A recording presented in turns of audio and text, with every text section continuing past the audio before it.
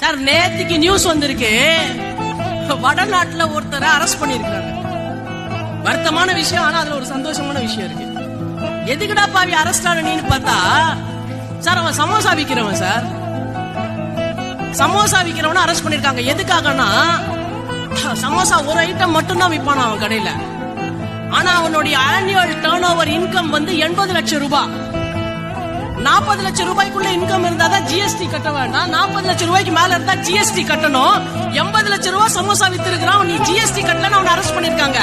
So மாணவர்களே, சகோதரிகளே, friends, நல்லா தெரிஞ்சுக்கோங்க.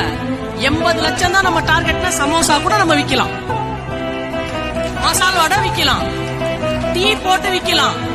நாம என்ன செய்யறோம்ன்றது முக்கியம் இல்ல, ஆனா நாம செய்யறதுல நம்மள விஞ்சறதுக்கு ஒரு ஆள் இல்லாத மாதிரி நாம அதை செய்யறோமான்றது மட்டும் தான் முக்கியம்.